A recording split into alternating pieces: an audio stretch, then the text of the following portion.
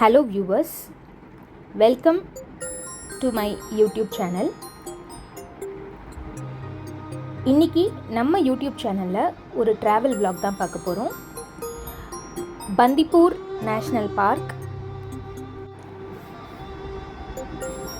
அங்கே போனது, அங்கே நாங்கள் என்னென்ன அனிமல்ஸ்லாம் ஸ்பாட் பண்ணோம், இந்த எக்ஸ்பீரியன்ஸ் எப்படி இருந்தது அப்படிங்கிறத உங்ககிட்ட ஷேர் பண்ணிக்க போகிறோம். ஆல்ரெடி இந்த வீடியோ இங்கிலீஷில் அப்லோட் பண்ணியிருக்கோம். இங்கிலீஷ் வெர்ஷன் வேணும்னா டிஸ்கிரிப்ஷன் பாக்ஸில் அதுக்குண்டான லிங்க் இருக்குது. ஸோ எங்கள் ஜேர்னியை நாங்கள் ஸ்டார்ட் பண்ணும்போதே இந்த குரூப் ஆஃப் எலிஃபெண்ட்ஸை பார்த்தோம். எங்களோட ஜேர்னி எப்படி பிகின் ஆச்சு அப்படின்னா, நாங்கள் எதுவுமே ப்ரீ புக் பண்ணலை.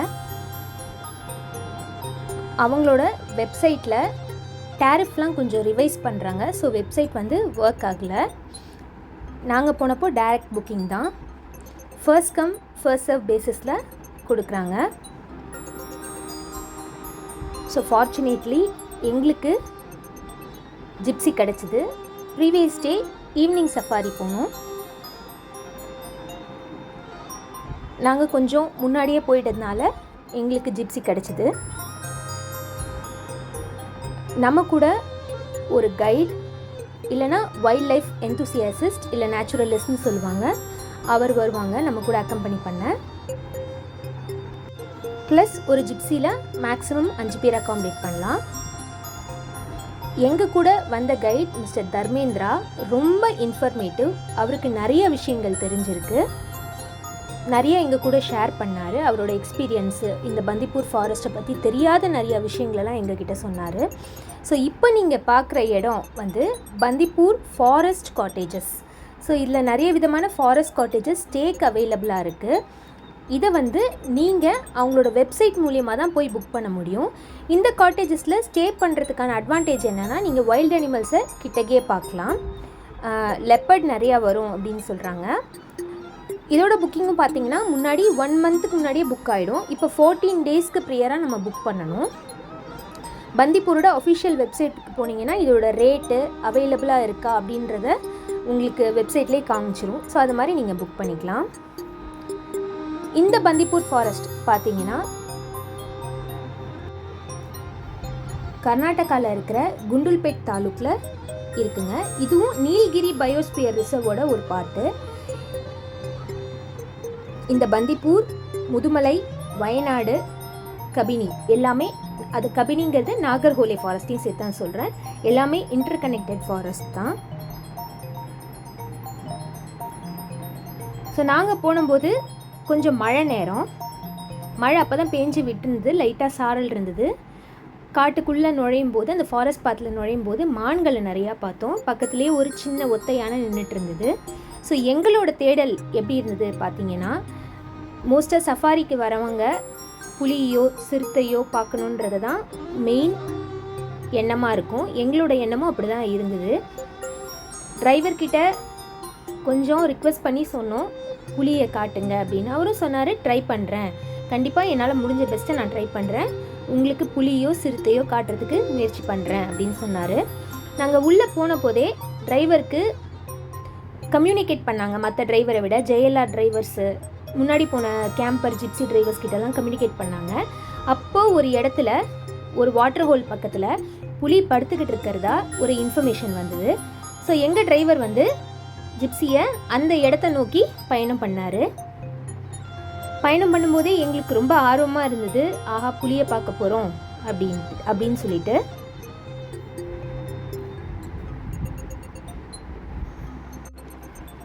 இந்தியாவிலேயே ஜிம் கார்பெட் நேஷ்னல் பார்க்குக்கு அப்புறம் அதிகமான புலிகளை கொண்ட எண்ணிக்கை கொண்ட நேஷ்னல் பார்க் அப்படிங்கிறது பந்திப்பூர் தான். ஸோ எங்களுக்கு ஆப்போசிட்டாக வந்த டிரைவர்கிட்டையும் கேட்டு கன்ஃபார்ம் பண்ணிக்கிட்டாரு, அங்கே புலி இருக்கா அப்படின்ட்டு. சீக்கிரம் போங்க, அங்கே தான் இருக்குது அப்படின்னு சொன்னார். நாங்கள் போகும்போதே நிறைய கேம்பர் வேன் அங்கே நின்றுட்டு இருந்தது. எல்லாருமே அவங்க ஃபோக்கஸ் எல்லாமே அந்த புலியை பிக்சரைஸ் பண்ணுறது தான். நாங்கள் முதல்ல கொஞ்சம் பின்னாடி இருந்தோம், கரெக்டாக தெரியல. அப்புறமா கொஞ்சம் அந்த வேன்லாம் வழி கொடுத்து நாங்கள் முன்னாடி போகும்போது எங்களுக்கு இந்த சைட்டிங் கிடச்சிது. இந்த புலி சமீபத்தில், அதாவது ஒரு நாளைக்கு முன்னாடி ஒரு சாம்பார் மானை வேட்டையாடி சாப்பிட்டதாகவும், ஸோ அதனால இந்த வாட்டர் ஹோல் கிட்ட வந்து ரெஸ்ட் எடுத்துகிட்டு இருக்கிறதாகவும் டிரைவர் சொன்னார். புலிகளுக்கு ரொம்ப விருப்பமான உணவு அப்படின்னு பார்த்தீங்கன்னா சாம்பார் மான்கள் தானா. அதோட கறி வந்து ரொம்ப புலிகளை பொறுத்த வரைக்கும் ரொம்ப டேஸ்டியாக இருக்கும். அதனால் புலி ரொம்ப விருப்பப்பட்டு சாம்பார் மானை வேட்டையாடி சாப்பிடும் அப்படின்னு சொன்னார். சாப்பிட்டதுக்கப்புறமா இந்த மாதிரி ஒரு நீரூற்று பக்கத்துலேயோ தண்ணி இருக்கிற இடத்துக்கு பக்கத்துலேயோ வந்து அது ரெஸ்ட் எடுத்துக்குமா. புலியை இவ்வளோ கிட்ட பார்த்த ஒரு சந்தோஷத்துலேயும் ஆச்சரியத்துலேயும் எங்களோட மைண்ட்லாம் எப்படி இருந்ததுன்னு பார்த்திங்கன்னா, அதை நல்லா ஃபோக்கஸ் பண்ணி பிக்சர் எடுக்கணும், நல்லா வீடியோ எடுக்கணும் அப்படிங்கிறதுல தான். ஒரு 10 நிமிஷம் அந்த புலியை ஃபோட்டோ எடுத்ததுக்கப்புறமா கொஞ்சம் தூரம் தள்ளி வந்ததுக்கப்புறம் இந்த இந்தியன் கார் அப்படின்னு சொல்கிற காட்டெருமைகளை எங்களால் நிறையா பார்க்க முடிஞ்சுது. இது எப்போவுமே கூட்டமாகவே வாழற மிருகம். ஒத்தையாகவும் இருக்கும், பட் ஒத்தையாக இருக்கிறது கொஞ்சம் ரேர் அப்படின்னு எங்களோட கைட் சொன்னார். இப்போது மழைக்காலம் இங்கே தொடங்கிட்டதுனால இந்த பகுதிகளில் இதை நிறையா பார்க்க முடியுது. கொஞ்சம் இந்த பனி இல்லை வெயில் வர நேரத்தில் இந்த காட்டெருமைகள் இந்த பகுதியில் வாழாது, உணவு தேடி வயநாடு பக்கம் போயிடும். இது வந்து இந்த டயத்தில் மட்டும்தான் நம்மளால் இதை பார்க்க முடியும் அப்படிங்கிறத எங்களோட கைட் சொன்னார்.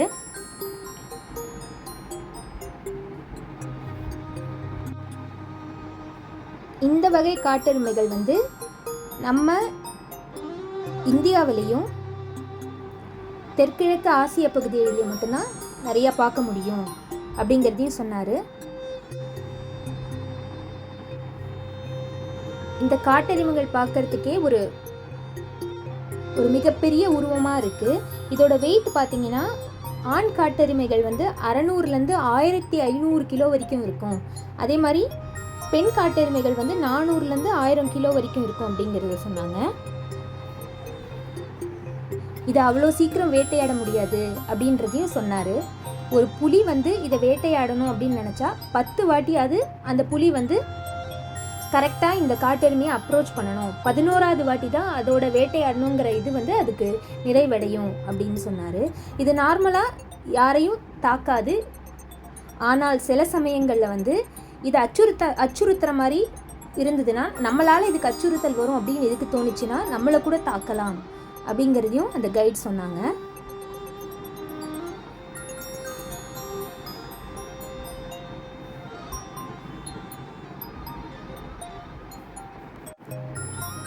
நாங்கள் பார்த்த கூட்டத்தில் ஆண் பெண் ரெண்டுமே கலந்திருந்தது. ஆல்ரெடி 1-2 வாட்டி நாங்கள் போகும்போது காட்டெருமைகளை பார்த்துருக்கோம் முன்னாடியே நிறைய நேஷ்னல் பார்க் போகும்போது. ஆனாலும் இவ்வளோ கிட்டக்க இருந்து பார்க்கும்போது இதுவும் ஒரு புதுவிதமான அனுபவமாக இருந்தது.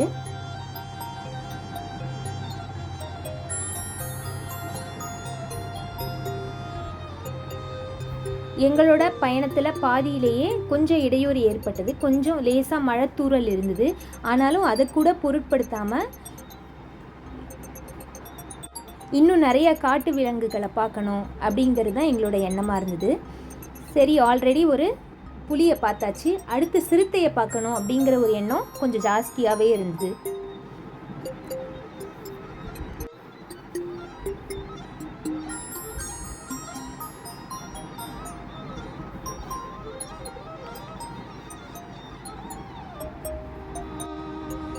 இந்த பந்திப்பூர் வனவிலங்கு சரணாலயத்தில் புலி, சிறுத்தைகளை தவிர யானைகள், இந்த மாதிரி காட்டெருமைகள், செந்நாய்க்கள், கரடிகள், புள்ளிமான்கள், சாம்பார் மான்கள், நிறைய விதமான பறவைகள் எல்லாத்தையுமே நீங்கள் பார்க்கலாம். இந்த நேஷ்னல் பார்க்கை நீங்கள் வந்து விசிட் பண்ணுற பெஸ்ட் டைம் அப்படின்னு பார்த்தீங்கன்னா அக்டோபர்லேருந்து மே மாதம் வரைக்கும் சொல்கிறாங்க. ஆனால் நாங்கள் போனப்பையும் எங்களால் நிறையா மிருகங்களை பார்க்க முடிஞ்சுது. காட்டெருமைகளை பார்த்துட்டு வரும்போது தான் இந்த புலியை நாங்கள் பார்த்தோம். முதல் பார்த்த புலி வேற, இந்த புலி வேற. எங்கள் வண்டியை பார்த்தோன்னே உட்கார்ந்துருந்த புலி எழுந்து காட்டுக்குள்ளே போக ஆரம்பிச்சிருச்சு. மழை சமயம் அப்படிங்கிறதுனால தேவையில்லாத காட்டு செடியெல்லாம் நிறைய வளர்ந்துருந்தது. அதனால் புலியோட ஃபுல் இதை எங்களால் பார்க்க முடியல. அது கொஞ்ச நேரத்துக்கு அப்புறம் புதற்குள்ளே மறைஞ்சிடுச்சு. அப்போ தான் கைட் சொன்னார், மழை சமயத்தில் ஒரு மெயின் டிஸ்அட்வான்டேஜ் இதுதான், தேவையில்லாத காட்டு செடிகள்லாம் நிறையா வளர்ந்துருக்கும். அதே வெயில் சமயத்தில் நமக்கு சைட்டிங் நல்லாவே ஈஸியாக பார்க்கலாம் அப்படின்னு சொன்னார். எங்கள் சஃபாரி நேரம் பார்த்தீங்கன்னா 2 மணி நேரம். இந்த 2 மணி நேரத்துக்குள்ளே எங்களுக்கு எந்த அளவுக்கு நிறைய மிருகங்களை காட்ட முடியுமோ ரொம்ப சிரமம் எடுத்து ரிஸ்க் எடுத்து நிறைய மிருகங்களை எங்களுக்கு நாங்கள் போன ஜிப்சி டிரைவர் காமிச்சார். ரொம்ப திருப்திகரமாக இருந்தது. எங்கள் கூட இருந்த கைடும் அழகாக ஒரு மிருகத்தை பற்றியும் நல்லாவே எக்ஸ்பிளைன் பண்ணார்.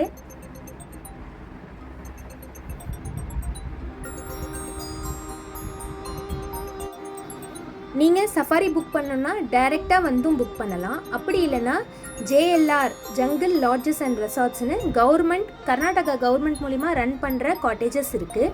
அது மூலியமாகவும் நீங்கள் புக் பண்ணலாம். அதில் நீங்கள் ஸ்டேயும் புக் பண்ணி சஃபாரியும் புக் பண்ணிக்கலாம். அப்படி நீங்கள் சஃபாரி புக் பண்ணிங்கன்னா உங்கள் சஃபாரி 3 மணி நேரம் இருக்கும். ஸ்டேயோடு சேர்த்து சஃபாரியும் கொடுத்துருவாங்க.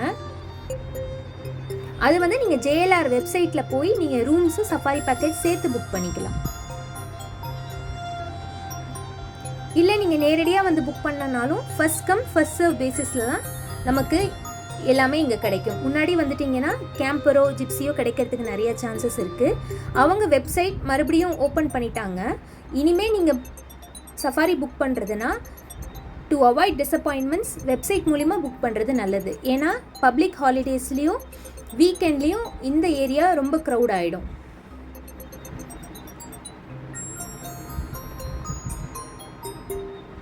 ஸோ இங்கே நாங்கள் இந்த காட்டெருமைகளை பார்க்கும்போதே மழை கொஞ்சம் ஜாஸ்தியான மாதிரி இருந்தது.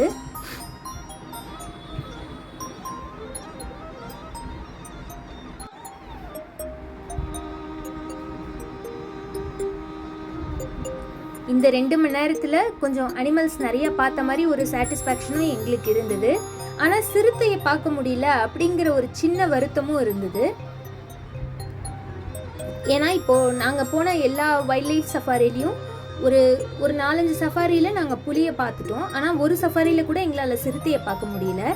இங்கேயாவது பார்க்கலாம் அப்படிங்கிற ஒரு ஆசையில் வந்தோம். ஆனால் ஒரு புலிக்கு 2 புலியாகவே ஈவினிங் பார்த்தோம். ஆனால் சிறுத்தை பார்க்க முடியல.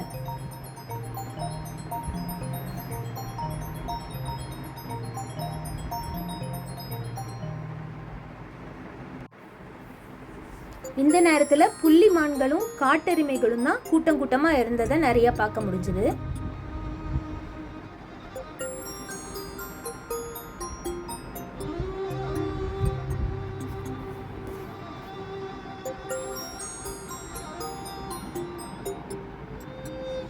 உங்களுக்கு பெஸ்ட்டான சைட்டிங் வேணும்னு ஆசைப்பட்டீங்கன்னா ஏர்லி மார்னிங் சஃபாரியும் ஈவினிங்கில் லாஸ்ட் சஃபாரியும் எடுக்கிறது ரொம்ப அட்வான்டேஜ்.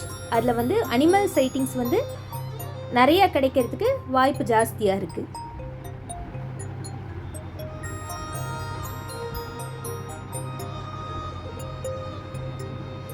அதே மாதிரி நமக்கு கிடைக்கிற டிரைவர் வந்து ரொம்ப பொறுமைசாலியும் விஷயம் தெரிஞ்சவராக இருந்தாலும் நமக்கு நிறைய அனிமல் சைட்டிங்ஸ் கிடைக்கவும் சான்சஸ் ஜாஸ்தியாக இருக்குது.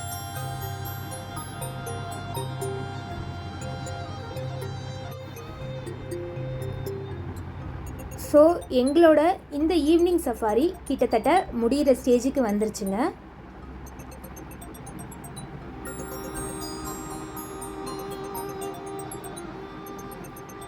இந்த சஃபாரி டைம் பார்த்தீங்கன்னா 1.5 மணி நேரத்துலேருந்து 2 மணி நேரம் வரைக்கும் இருக்கும்.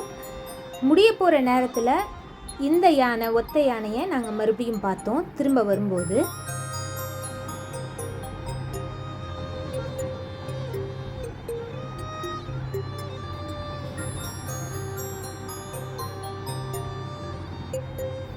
அதுக்கப்புறமா இந்த ஆட்டர் பறவையும் பார்த்தோம்.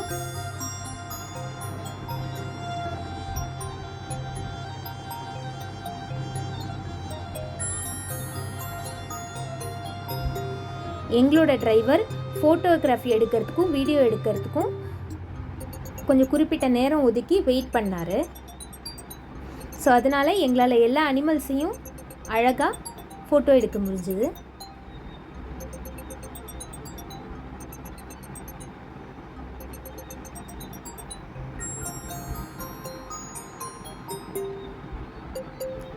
இதோட எங்களோட ஈவினிங் சஃபாரி முடிஞ்சுதுங்க. நெக்ஸ்ட் டே மார்னிங்கும் நாங்கள் ஜிப்சி சஃபாரிக்காக காலையில் சீக்கிரமாகவே சஃபாரி புக்கிங் சென்டருக்கு வந்துட்டோம். நாங்கள் வரத்துக்கு முன்னாடியே ஒரு 5-6 கார் டெர்மினலுக்குள்ளே வெயிட் பண்ணிகிட்டு இருந்துச்சு. எங்களுக்கு நெக்ஸ்ட் டே ஜிப்சி கிடைக்குமா கிடைக்காதா, சரி அப்படி கிடைக்கலன்னா நம்ம பஸ்ஸில் போயிடலாம் அப்படின்ற ஒரு திங்கிங்லேயே வந்தோம். ஆனால் லக்கிலி நெக்ஸ்ட் டேவும் இதே ஜிப்சி எங்களுக்கு கிடச்சிது. டிரைவர் சேம் டிரைவர், ஆனால் கைடு வேறு ஒருத்தர் வந்தார். இவரும் காடை பற்றி நிறைய இன்ஃபர்மேஷன் சொன்னார். காட்டு விலங்குகளை பற்றி, எப்படி அந்த ப்ராஜெக்ட் டைகர் அப்படிங்கிறது பந்திப்பூரில் அச்சீவ் பண்ணாங்க அப்படிங்கிறத பற்றியும் சொன்னார். இந்த கும்கி யானையை ஃபாரஸ்ட் காட்டேஜ் கிட்ட பார்த்தோம். இது எதுக்காக இங்கே நிறுத்தி வச்சுருக்காங்க அப்படின்னு கேட்டோம். அதுக்கு அந்த டிரைவர் சொன்னார், நைட்டு வந்து வனவிலங்குகள் இல்லை காட்டு யானையெல்லாம் காட்டிலேருந்து இறங்கி வந்துருச்சுன்னா அது திருப்பி விரட்டுறதுக்காக இந்த கும்கி இங்கே கட்டி போட்டிருக்காங்க அப்படின்றத சொன்னார். முதல் நாள் சாயந்தரம் மழை இருந்த மாதிரி மறுநாள் மழை இல்லை. நாங்கள் உள்ளே கொஞ்சம் தூரம் போனப்பவே இந்த பறவைகளை நோட்டீஸ் பண்ணோம். இந்த பறவைகள் பர்டிகுலராக இந்த டயத்தில் மட்டும்தான் இங்கே நீங்கள் பார்க்க முடியும், இது வேறு ஊர்லேருந்து மைக்ரேட் ஆகி வர பறவை அப்படின்னு சொன்னார். ஒரு சின்ன அலாம் காலும் எங்களுக்கு கேட்டுது. கொஞ்ச நேரம் அந்த ஒரு பறவையோட அலாம் கால் கேட்கவே இது கண்டிப்பாக சிறுத்தையாக இருக்க வாய்ப்பு இருக்குது, ஏன்னா சிறுத்தை புலி அந்த மாதிரி மிருகங்களை பார்த்தா தான் அந்த பறவை அப்படி சத்தம் போடுன்னு சொன்னார். நாங்கள் ஒரு 10 நிமிஷம் அந்த இடத்துக்கிட்ட வெயிட் பண்ணி பார்த்தோம். ஆனால் எங்களால் எந்த ஒரு அனிமலையும் நோட்டீஸ் பண்ண முடியல. சரி நம்ம டைம் வேஸ்ட் பண்ண வேணாம் அப்படின்னு சொல்லிட்டு அங்கேருந்து கிளம்பி இந்த ஒரு வாட்டர் ஹோல் கிட்ட வந்து பார்த்தா சாம்பார் மான்களை பார்க்க முடிஞ்சுது.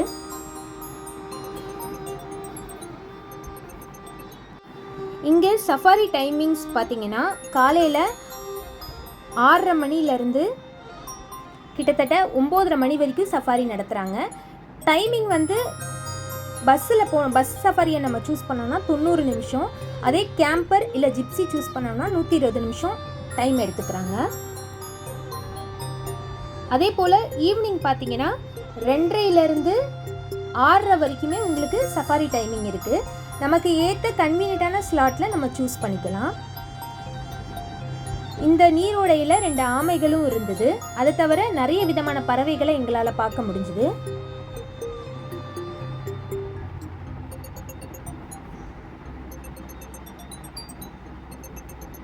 வேறு ஏதாவது மிருகங்கள் இங்கே தண்ணி குடிக்க வருமா அப்படிங்கிறதையும் நாங்கள் வெயிட் பண்ணி பார்த்தோம். ஆனால் சில பறவைகளையும் இந்த சாம்பார் மான்களையும் தவிர பிக் கேட்ஸ், அதாவது டைகர், லெப்பர்ட் எதுவும் இந்த லொக்கேஷனுக்கு வரல. இங்கே ரேட் பார்த்தீங்கன்னா கேம்பர் வேனுக்கு 650 ரூபா சார்ஜ் பண்ணுறாங்க. ஜிப்சிக்கு வந்து 5500 ரூபாயும், கேம்பருக்கு 8000 ரூபாயும். ஃபஸ்ட்டு சொன்னது கேண்டர் பஸ்ஸஸ்க்கு 650 ரூபா சார்ஜ் பண்ணுறாங்க. நெக்ஸ்ட்டு கொஞ்சம் தூரத்தில் இந்த சர்பன்ட் ஈகிள் எங்கள் கண்ணுக்கு தெரிஞ்சுது. அது திரும்பி இருந்ததுனால அது முகத்தை எங்களால் ஃபோட்டோ எடுக்க முடியல.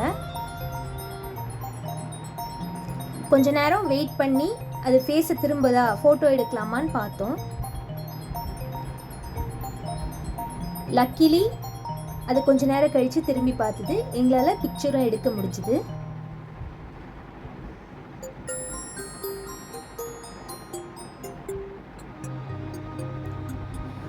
இப்போது அவங்களோட ரேட்ஸ் எல்லாம் மாற்றிருக்காங்க. ரேட்டை கரெக்டாக தெரிஞ்சுக்க அவங்களோட அஃபிஷியல் வெப்சைட்டுக்கு போய் நீங்கள் புக் பண்ணி அது மூலயமா ரேட் தெரிஞ்சுக்கலாம். 14 டேஸ்க்கு முன்னாடி நம்ம புக் பண்ணிக்கணும். அதுக்கு அடுத்தது பார்த்தீங்கன்னா நேற்று பார்த்த மாதிரியே ஒரு காட்டெருமை கூட்டத்தை நாங்கள் பார்த்தோம்.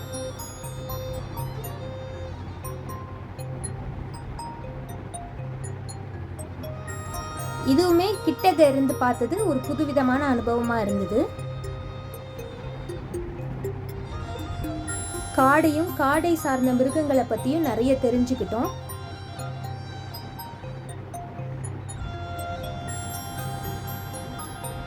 எங்கள் கூட வந்த 2 கைடுமே ரொம்ப சப்போர்ட்டிவாகவும் இன்ஃபர்மேட்டிவாகவும் இருந்தார். டிரைவரும் ரொம்ப பொறுமைசாலியாக இருந்தார்.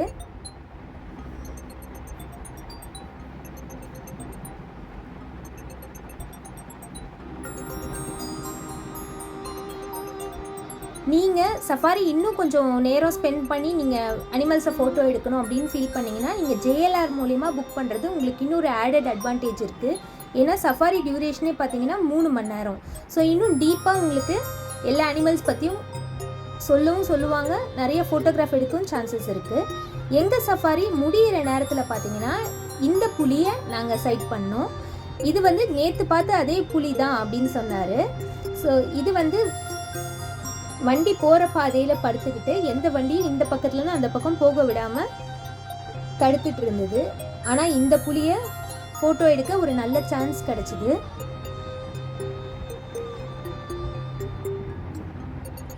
இந்த புலியை பார்த்தது ரொம்ப சந்தோஷமாக இருந்தது. இதை இன்னும் கிட்டக்க இருந்து பார்த்த ஒரு புதுவிதமான ஃபீல் எங்களுக்கு கிடச்சிது. ஸோ இந்த வீடியோ உங்களுக்கு கண்டிப்பாக பிடிச்சிருக்குன்றதை நான் நம்புகிறேன். இந்த வீடியோ பிடிச்சிருந்ததுன்னா வீடியோவை லைக் பண்ணுங்கள், ஷேர் பண்ணுங்கள், என்னோடய சேனலுக்கு சப்ஸ்கிரைப் பண்ணுங்கள். பக்கத்தில் இருக்கிற பெல் ஐக்கானை அழுத்தி அதில் ஆல் அப்படிங்கிற ஒரு ஆப்ஷனை சூஸ் பண்ணிக்கோங்க. நான் போடுற எல்லா புது வீடியோவும் உங்களுக்கு இன்ஸ்டண்ட்டாக நோட்டிஃபிகேஷனாக சேரும். இந்த புலி கொஞ்சம் எழுந்துக்காத அதோட ஃபேஸை ஃபோட்டோ எடுக்க மாட்டோமான்னு ரொம்ப ஆர்வமாக இருந்தோம். ஆனால் கடைசி வரைக்கும் அது இந்த பொசிஷன்லேருந்து எழுந்திரிக்கவே இல்லை. எங்களோட சஃபாரி டைமும் கிட்டத்தட்ட முடிகிற ஸ்டேஜுக்கு வந்துருச்சு. ஸோ நெக்ஸ்ட்டு ட்ரிப்பு டிரைவருக்கு இருக்குது அப்படிங்கிறதுனால கொஞ்ச நேரத்துலேயே நாங்கள் திரும்பிட்டோம். மெயின் ரோடுக்கு வந்தாச்சு.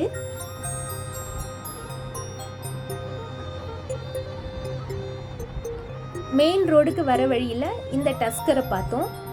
இதுவும் கும்கி தான்.